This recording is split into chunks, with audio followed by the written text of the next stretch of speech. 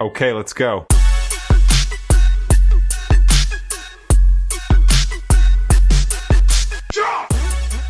Hello there, Chick Chatters. We're back with a Teen Mom episode 6 for you. And we're just going to pick it right back up where we left off. Guess we're starting back in the...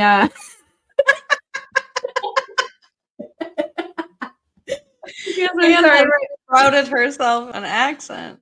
Sorry, been working on my accent. So we are going back to the fight scene that we left off at with Dr. Mike versus Cheyenne, and Mackenzie's in there somewhere too.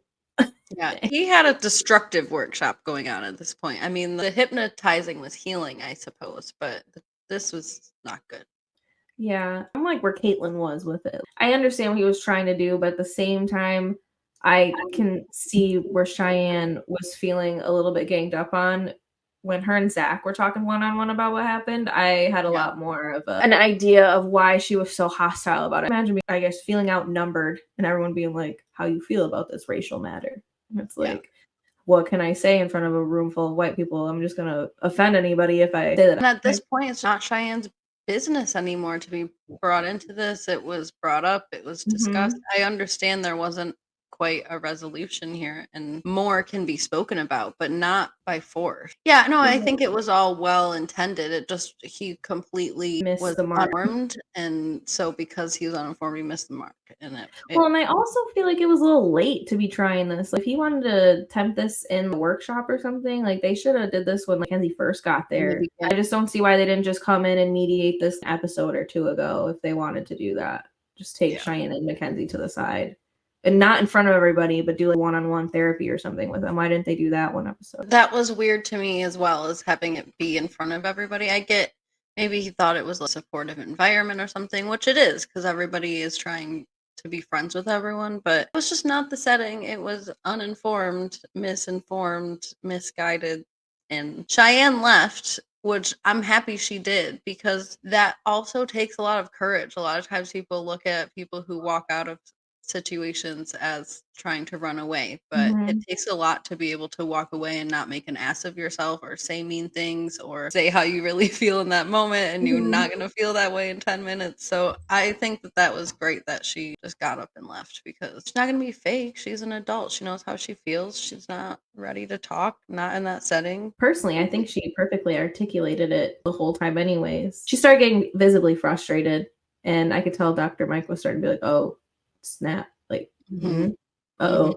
he had a good session until he brought that up, and she was coming to that conclusion on her own, just like we said in the last episode. And she even said that, and then they played those black and white but half color clips again. But sometimes Caitlin's hair will stand out, so you'll see a flash of purple in the background. Like, they've been doing it more and more now too. They're really getting into their footing with this weird editing. And the colors, though, they're not just blanking out the people, though. Like, they'll be like a bright red or like a bright color. What is this filter? It's like they choose one color and then any hue of that color gets brightened and everything else is black and white. Or there was one of them where Maci was wearing a bunch of things that were in rainbow, and it was all rainbow. Those were all the things that were standing out.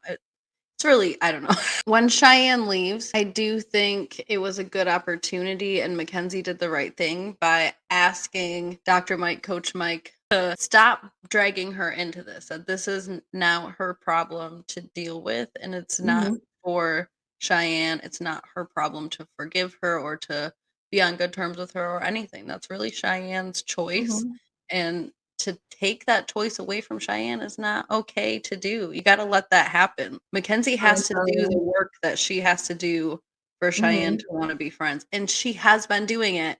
And Cheyenne is noticing, but we can't be forcing this shit. So I'll give Mike a point just for we have the sight that he doesn't. All he maybe has heard is that these bitches were fighting last night or something. And he's like, okay, well, maybe I might bring this up in therapy, not knowing that Cheyenne is coming to this little conclusion on her own. Mackenzie's slowly, I don't even know what's going on with her, but, she's doing her thing. And Cheyenne's opening herself up more. Mackenzie's been open. No, I agree. I think if he would have known the whole scenario, I doubt that he would have walked himself into a situation to crash and burn. But he did crash and burn. So. Yeah, but he does redeem himself. He does try to go up and apologize to her, but at first she's like, nah, I cannot talk to you right now. She was talking to Zach about what happened. I'm glad that Zach was there for her to talk about it because I think that she is outnumbered, especially when it comes to the girls. All of the other girls besides her are white. Yeah. All of them. At least Zach at least has like there's most of the other guys are not. This was actually one of the first times that they switched genders of the therapist, and the female therapist is black and the male therapist is white. So this was one of the first times they switched genders to have the opposite gender therapist. So Cheyenne was truly in a room alone. Yes. Just having to speak for herself without anyone really having an understanding from lived experience, which is fully different than just saying I understand. Even if you do, then she was all kind of on her own in that way. So I understood that as much as I can understand that must be a challenge. And I appreciate again that Dr. Mike came up and he talked to Cheyenne about it and apologized, but I feel like he misstepped in that moment too by walking up and just trying to get out his apology instead of asking her, are you okay? How do you feel? What was that like for you? I saw Dr. Mike actually have more of a human response rather than a therapist response. He was trying to make sure Cheyenne felt as quickly as possible like she wasn't angry with him because he couldn't stand the thought of being angry.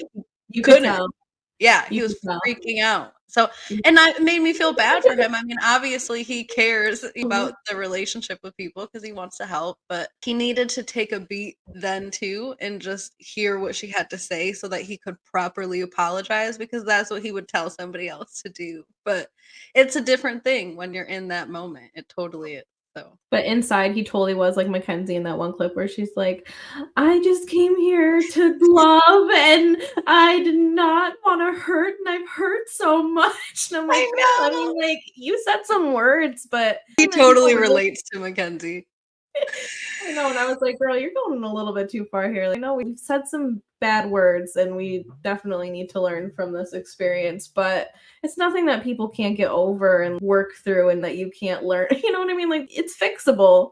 You didn't kill you didn't hurt anybody, really.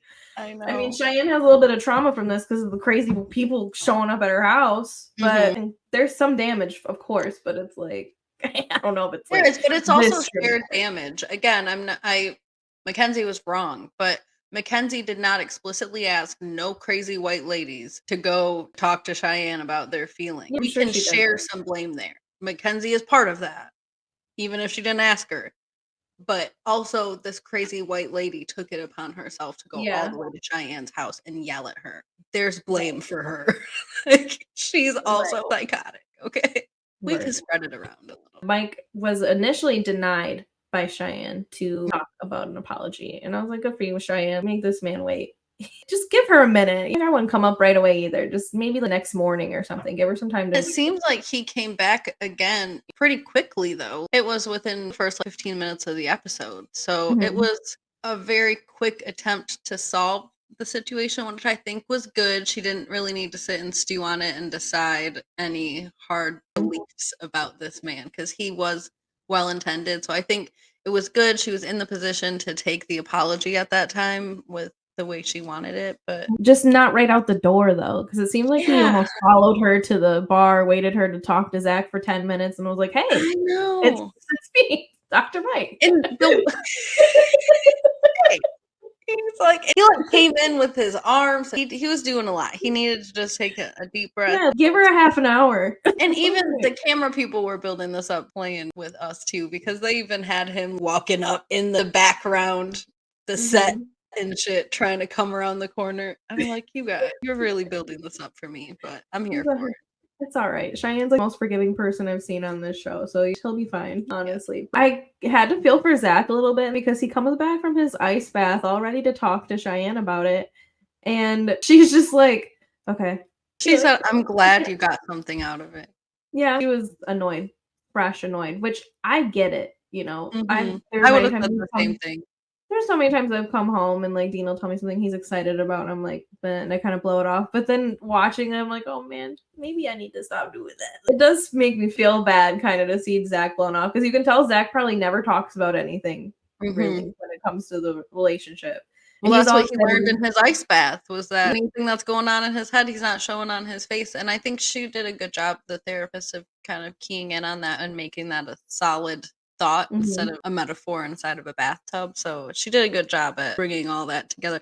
I forgot those guys were even in that ice bath for a minute. They were in there for a while, and I don't know if I would have sat in there that long, though. I gotta give them guys some credit, because them girls definitely would not have stayed in there. None of them. They built some emotional fortitude. I don't know if Jade was even at this thing, but she would have been like, I'm colder than a bitch. I'm cold as a bitch. My titty's gonna fall off. Speaking of Jade, though, I did not see Jade or Sean really. I saw them talking to other people, but I never saw them in a confessional. They never got like an actual scene. Yeah. In episodes, really, to be honest with you, but especially this episode. We haven't really seen much of them since Jade's been well.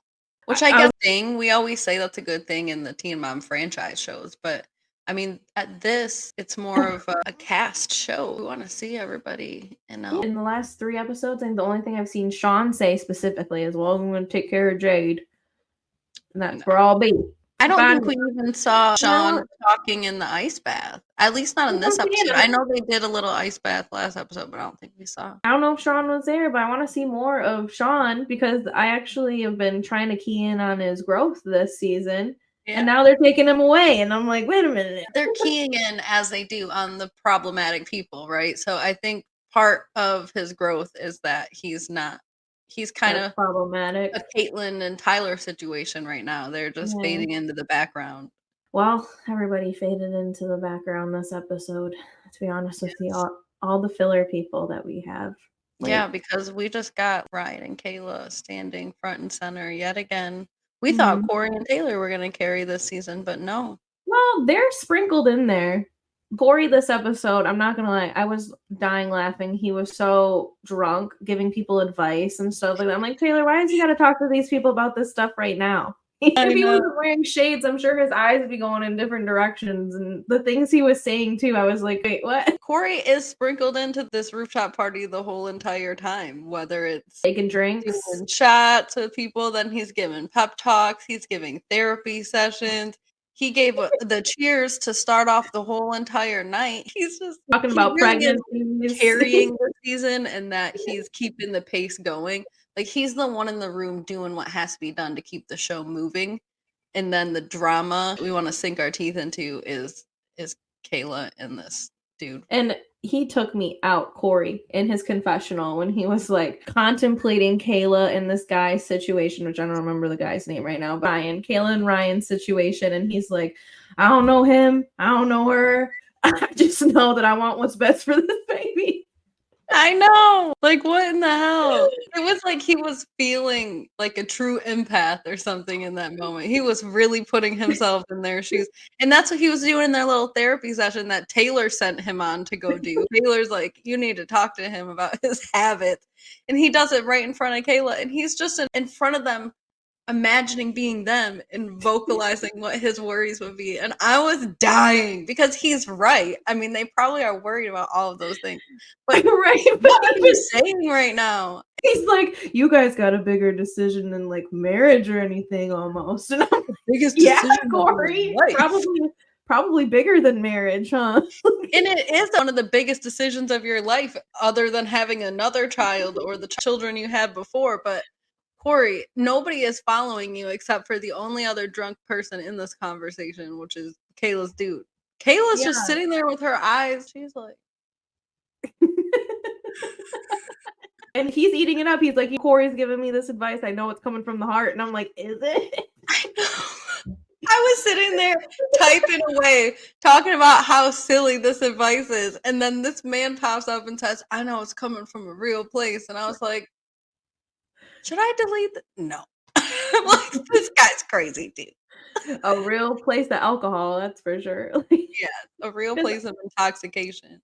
I get his sentiment, but it was definitely given like slur without slur. His words were not matching what was going on. Like, he's just, oh, and then you're pregnant, so you gotta be like stressed too. On Cory, of course she's stressed. It was almost as obvious as when they go into the damn therapy session later, and Dr. Mike is like, I'm sensing tension. I'm I'm like, sir, you're a therapist. You don't have a crystal ball. Like, you're not a magician. You don't need to know you're sensing tension to know there's tension here. I was crying laughing at Cory. He was just too drunk to have that conversation with them. That might have maybe needed to be a conversation he had with dude in the morning. But I get Taylor's sentiment. Taylor just talked to Kayla for like 10 minutes and was like, dude ain't it. He ain't it. And I was like, girl, he ain't it. Then she went to the bathroom. She talked to Jade. She told Jade he wasn't it. She said this man is a problem. Nobody could argue with that. Cory can't even argue with that. And Cory's sitting there partying with him. But what was crazy was we see Ryan asking Cory, do you want to go shot for shot? Which is, I haven't heard that since I was 22. Yeah. A bunch of dudes just sitting there going shot for no reason at all. And Cory is like, I ain't doing that. My lady's gonna kill me. Yeah, he was just talking about being in the street. Mature man who's partying and getting a little out of control versus a dude who just don't even know when to stop guzzling alcohol down his throat. Nobody has even seen Kayla and Ryan talking to each other. And that's what Taylor's whole problem this whole time was too, is like, he's not taking care of you. And I agree. But I also feel like how embarrassing it must be for Kayla to have everybody commenting on how this man's not taking care of you. And he's just popping around like everything's cool. And, oh, we're just having a fun time together. Blah, blah. Like, nobody's here having fun. I'm fully pregnant, and it sounds like they're contemplating all of their options, which is a very serious thing to contemplate inside of your body. We're not out here just having fun. They're contemplating it openly. They're like, we don't know what to do about it. And we're like, hearing all these people's opinions, having to talk about it whenever anyone decides they want to talk about it. I don't blame her for wanting to keep it quiet in the house. It just wasn't, it's not possible. Not if she told somebody anyways. And if she didn't tell anybody anyways and he came in and said something, I'd be like, okay, whatever. But then they'd be so weird. All their strange arguments right now, and nobody would know why they're arguing. They probably assume they're on drugs or something crazy. Yeah. They even flew separately. I know. This man won't even post on her Instagram. Yeah. And I do know sometimes people just don't post that much when they have a social media, but this guy doesn't even want to be official with her in real life. The one time we get Jade, she talks about how boys will be like, oh, never on social media, whatever. I'm barely on that. That's true.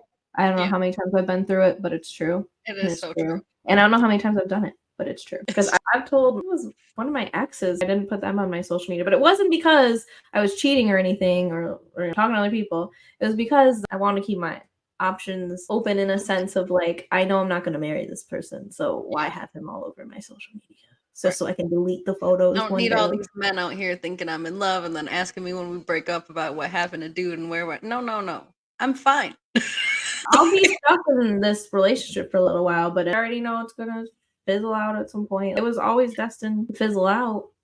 But yeah, Jade's totally right. If you're not posting somebody, there's a reason. It might not be a huge where I'm cheating or I hate you, but it's something. They either don't see a long-term future with you or it's just like you're for the now. It's just strange. It's strange to actively avoid it. That's what's strange. And then to keep treating this person like they're your significant other. I don't know.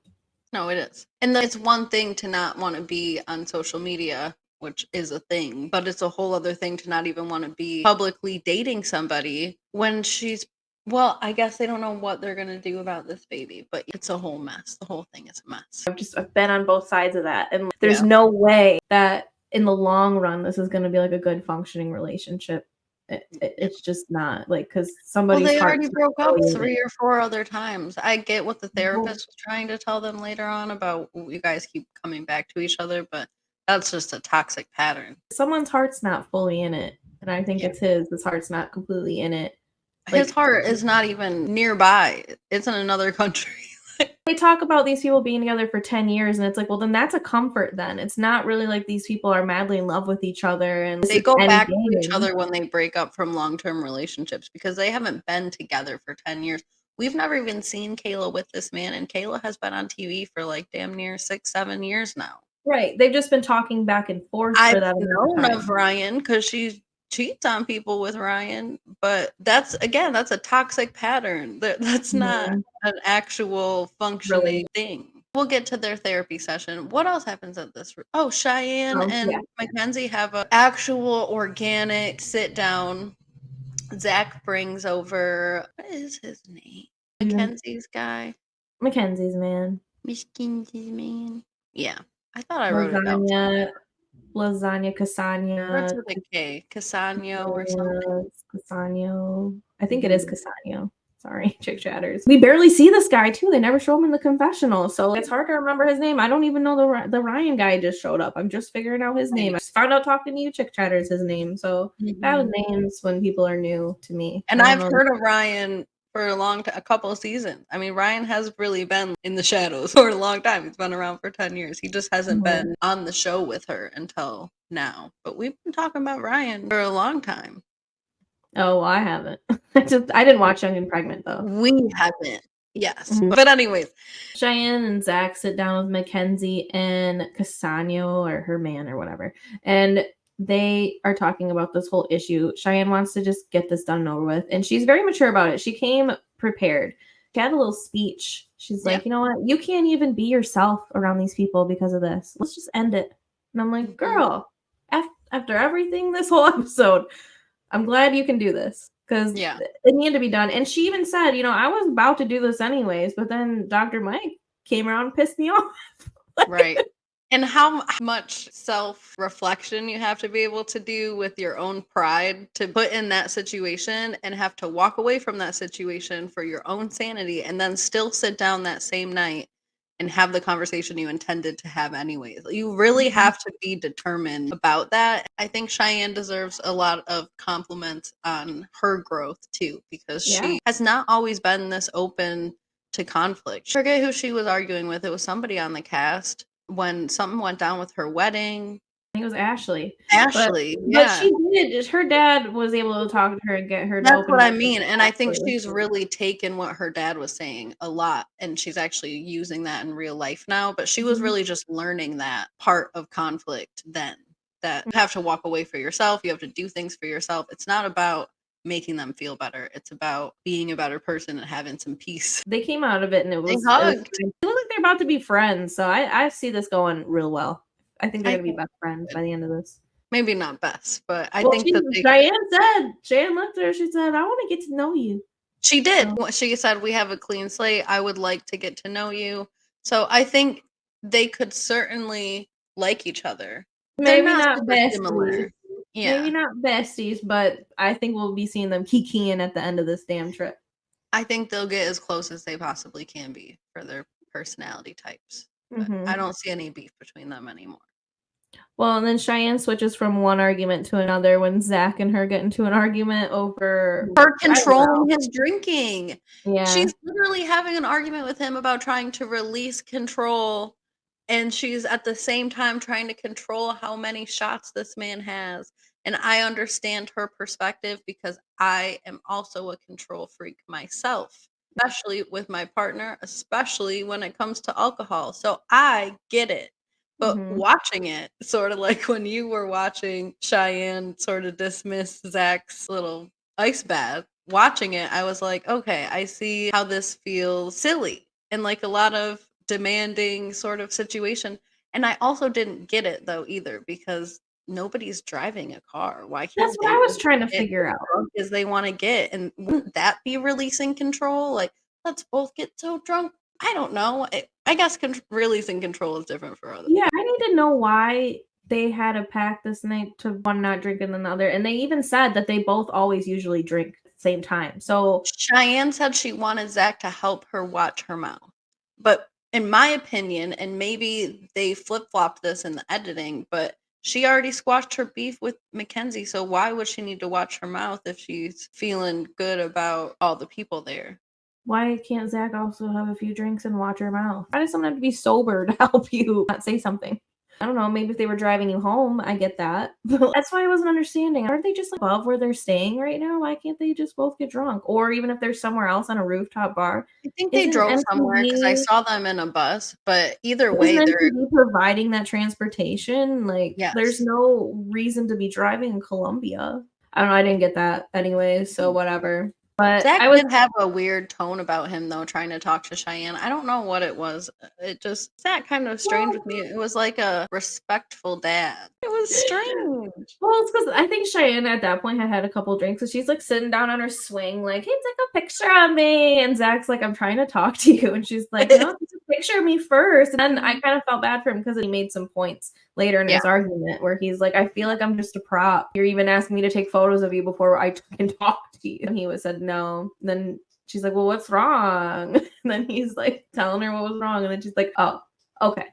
And he was so upset with that, okay. And I was like, oh, poor Zach, because he really is trying to communicate. It seems like he was trying to take what he learned from this ice bath thing. He was. Take Cheyenne to the side, tell her how he felt about her calling him out in front of all these people, even though I don't think she was necessarily meaning to call him out. I think she was just like, I'm drunk, and you're not supposed to be drunk.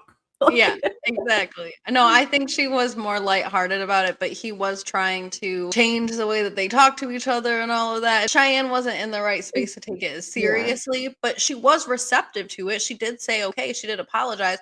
It just wasn't the way he wanted it. So she didn't apologize at first, though. She didn't. She was like, I apologize. Okay. All she said was okay. And then she's like, I apologize to you. Why don't you take my apologies? Like, because you didn't. She didn't. But she did. She ended up apologizing, but it wasn't when she thought she did. And then it started escalating. That was a funny part, actually, because he got up to walk away. And then she was like, no, remember, she reminded him about the ice bath. So he sat down and he's like, okay, you got me. And then they kind of moosed it over just in a couple of sentences. And then Cheyenne had to get up. She's like, I need a minute. I didn't take an ice bath. Laughed at that. And Taylor finds Cheyenne crying, and I'm like, oh my god, she must be so drunk. Cheyenne has her little meltdown about the situation, and then Zach's like, you know what, fuck it, I'm gonna go apologize to her. So he goes, finds her, and apologizes to her. Zach did anything wrong? I just think his wrong move was just taking her to the side while they were drinking. He just should have brought it up the next day. I agree. Appreciate it if you didn't bring up our drinking arrangements in front of the people. Front of the humor. But that's pretty much it, I think, for the rooftop thing. Maci and Talyor reflect on their trip a little bit. They do a lot of those colored flashbacks in that moment. It made me sick. Yes, it was. It really was. And it was all different colors. It was like a Technicolor rainbow type of situation. Did the whole damn thing black and white. Why we needed to spend like a minute and a half on flashbacks of just the last 5 episodes. This is only episode 6. It's not. Yeah. It only reflected on their trip. It wasn't like their whole relationship or anything. It was just the last 5 episodes. So we just saw this. I know. We do catch a clip, actually. Maybe it's before the party or after, whatever, of Caitlin and Tyler just saying, we ain't doing it. We ain't going to this party. We're too old. They were sleeping. And that's pretty much it. That's the only time we see them really in the whole episode. We don't even get a word of the day from Mr. Tyler. Nothing. No, I'm sad about that. They better bring back the word of the day. They really missed it. I only saw Caitlin in a purple hair flashback, just the purple hair, and then just that little clip of them saying that they were too grown to drink right now. They just don't have it in them. Caitlin did do a little cheers shot or something for Maci. They've known each other longer than they haven't known each other, which is kind of cool. We get Kayla and Ryan in their therapy session, which is heavily needed, and everyone's talking about how much they need it as soon as everyone. So in front of them, in confessionals, everywhere. And they weren't even next to each other. Dr. Mike had to go scavenger hunt, find them. He did. Actually didn't wrangle them in.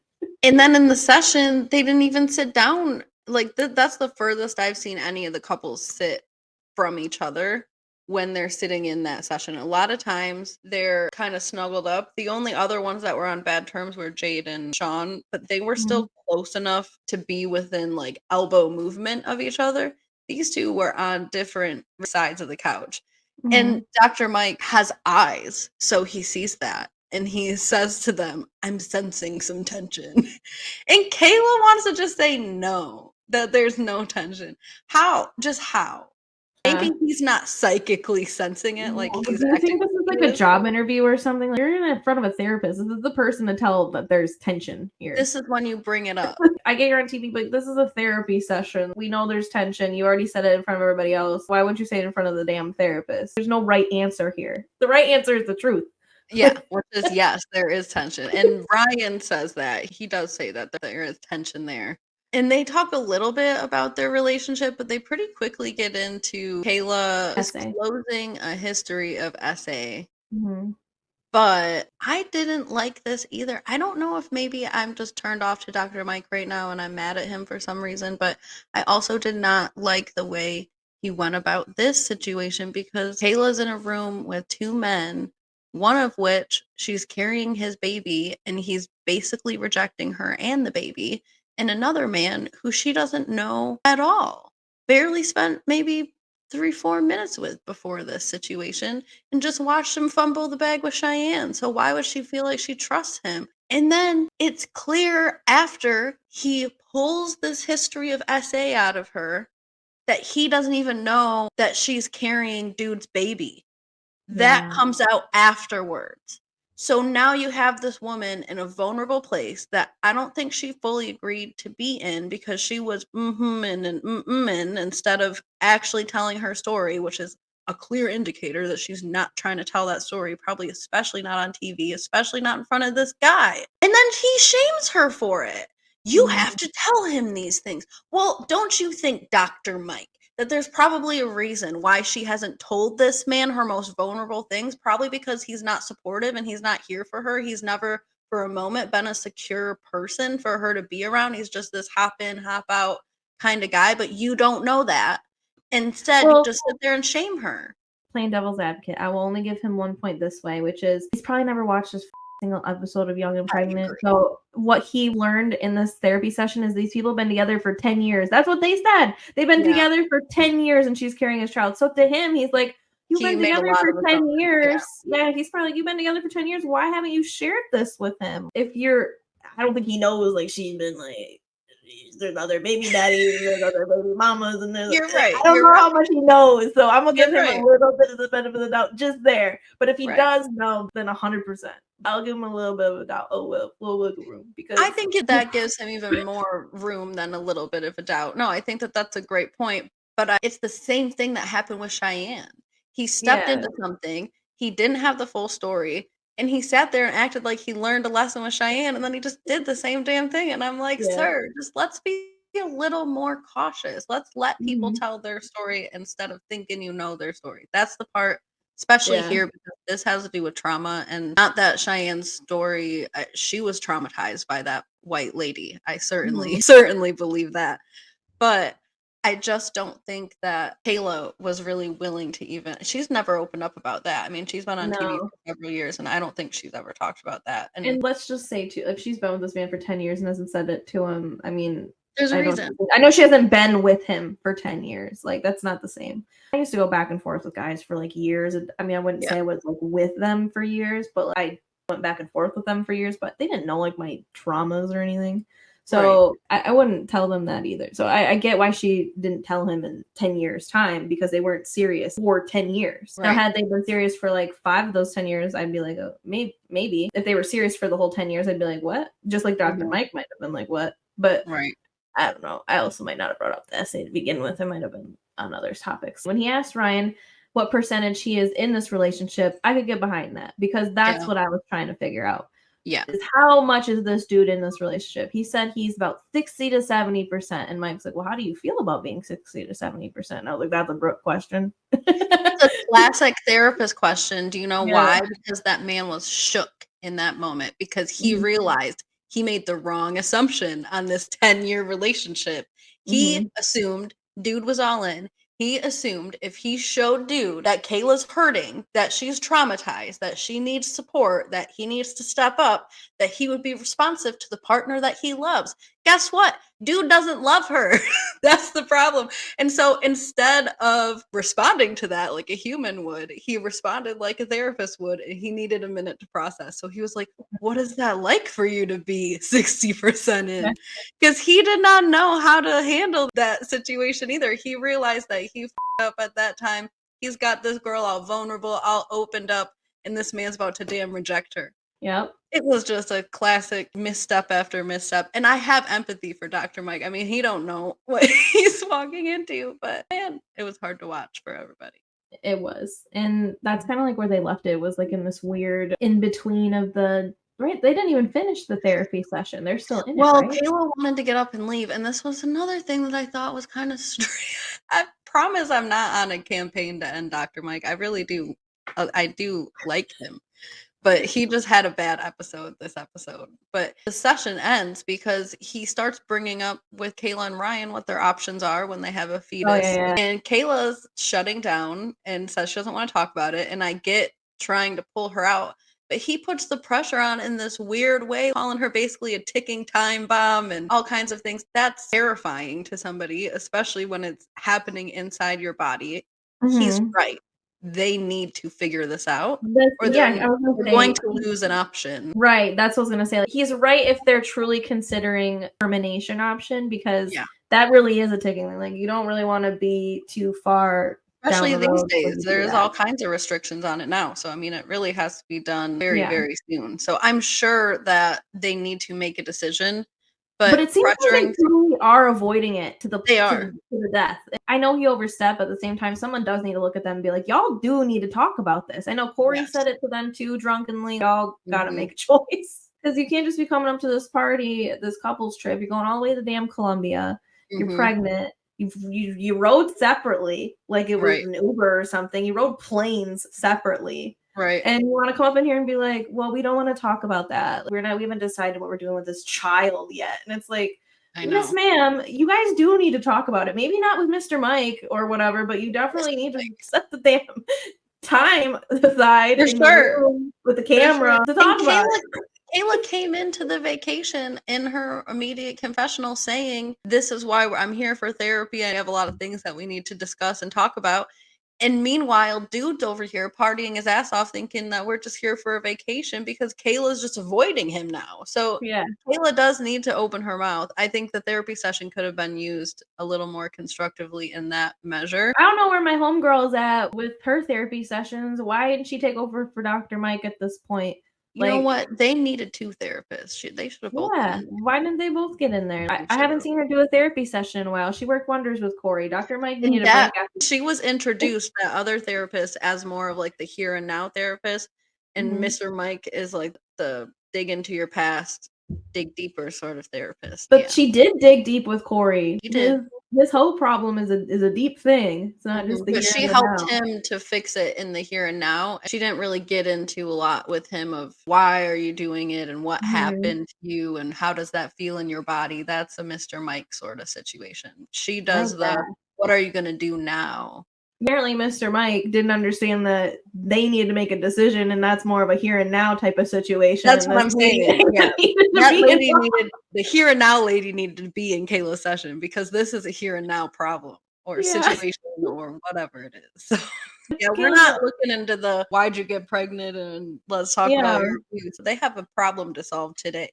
I don't know her name, but she needed to come back. I needed her and not Mr. Mike in this situation. No, or I both forget of them. Her name too. They don't show her as much. I don't know if I think Dr. Mike is a doctor. Mr. Mike is a doctor. I'm just mad at him this episode, so I'm calling him Mr. Mike. But I think he is a doctor, and I think she's a coach. But I forget her name. They don't show her as much. They always have Mr. Mike. I'm gonna try to catch it next time. She's good. She deserves her props. Her name to be out there. She does. She's been doing great for Cheyenne's family for sure. She has. Cory, Zach. She's been doing wonders on those people.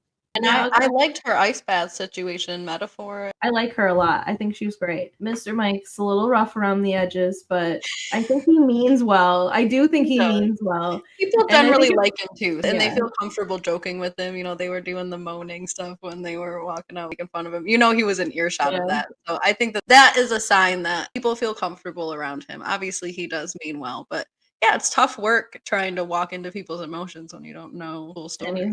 Anything about it. Apparently nothing about him. Not a damn drop of information, Mr. Mike. Going in blind with like an AK-47. He's like barely even got a looking stick or whatever. It gives us a little promo for next time, but there's not much that they're giving or showing for us. It does look like Bree is coming, and it looks like Ryan has been cheating, and Kayla's gonna find that out from somebody's mom. I don't remember whose mom. He said he was 60% in. I'm sure the man's been doing something. Well, if you're 60% in and you're saying that out loud in therapy, in real life, he's probably like 40%. Yeah, honestly. There was a scene actually at some point in this episode when him and Cory are talking when they're drinking, and he's just like, oh yeah, like we've broken up before because of, like times where I've talked to other girls. And I think Cory thought he was saying that at that moment he was talking to other girls, because he's like, other girls, you're supposed to be here with your lady. She's pregnant with Everybody's shocked by them because everyone is assuming they hear the 10 years, they hear the this, the that, the baby. Everyone's assuming that they're in a relationship, and then everything they say is just like, we don't even like each other. Everyone's like, what? Sometimes I'd be talking to other girls, like, other girls. They need to just tell each other that they don't like each other. Kayla's just waiting for dude to make up his mind that he doesn't like her, and I don't think he's ever going to tell her that. So I just think it's such a mess. I feel so bad for the baby. The baby. I don't feel that bad for Kayla. She's done this 3-4 times now with the same type of man. She needs to go to therapy. She needs to figure out what's going on. She has dated the same guy 3 or 4 times and gotten pregnant by them every single time and had traumatic, sad, lonely pregnancies every single time. Yeah, she's just setting herself up for another one. Talk to Caitlin, like a deep conversation with Caitlin. I think that there's a lot of work that needs to be done there that goes deeper than this couples trip. I don't even know why she came on this couples trip. She should have went to a real therapist and made a real decision about this, because I couldn't imagine being pregnant by somebody and then coming on a TV show with them and talking about openly that I don't know about even keeping this baby and stuff. And they just get one session. And it's so messy too. What if you do keep this baby and one day the baby can watch this on TV, one of the few shows you were on? Because Teen Mom's not going to last forever. So... It just feels like... And Kayla's already terminated a pregnancy on TV on Young and Pregnant. She's one of the only ones that I've ever seen actually be really open about it when it's happening. I mean, they followed her all the way up. This kid's going to be like, I really was in the line of fire there. Like, it's not funny, but it really could have happened to him. So, I don't know. It's just crazy. It's heavy. And I just feel like I wasn't prepared for all that kind of heaviness on this couples trip. I mean, I was prepared for some drama, but I didn't know there was going to be like... Kayla and Ryan aren't prepared for it either. They're just avoiding the shit out of the whole situation. It's like, geez. I have to keep reminding myself how serious it is. That's how nonchalant they're being about this baby growing inside them.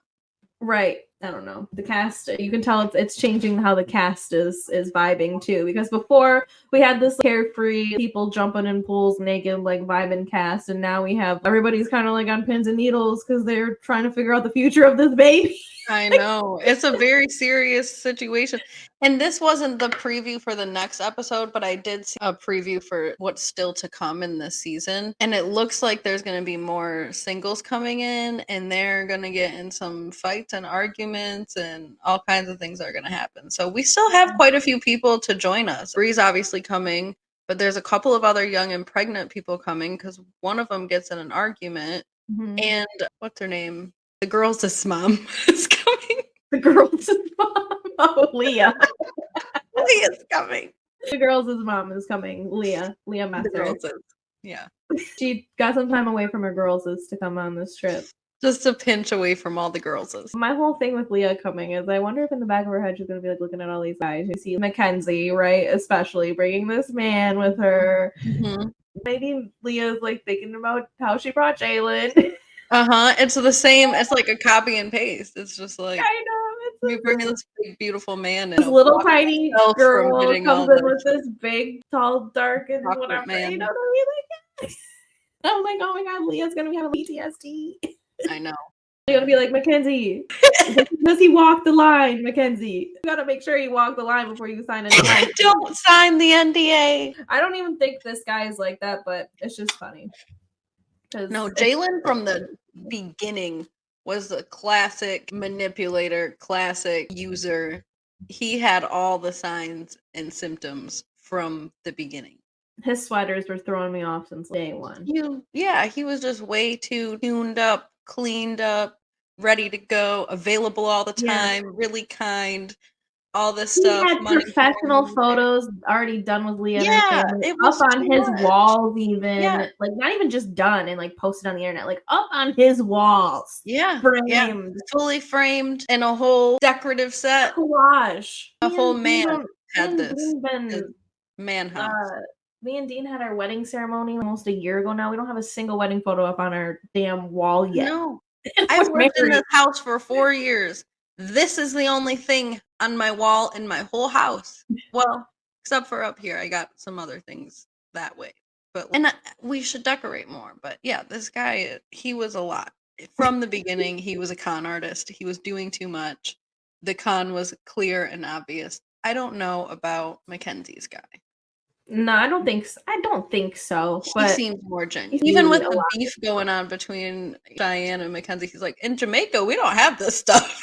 Like, no drama in Jamaica, really? Just happy to be there and be alive. I really just think that this guy is just vibing. Like, he's just living life. Yeah. Like, the definition of just living life. Yeah. He walked on first into a house full of people he didn't even know yet. And he was like, I gotta say hello to him or else it'd be rude. And then Mackenzie's behind him not saying hello. He's good. He's a good egg. He seems to walk to the beat of his own drum. All right, Chick Chatters, we have gone on long enough. Bye. Oh, subscribe if you want. If you want. we lost one, so if you made it this far, please subscribe. Yeah, come on. What you doing? Most of the people watching these videos aren't subscribed. Come on. Subscribe, like, share, repeat, rinse, recycle, reduce, reuse. Goodbye. Goodbye.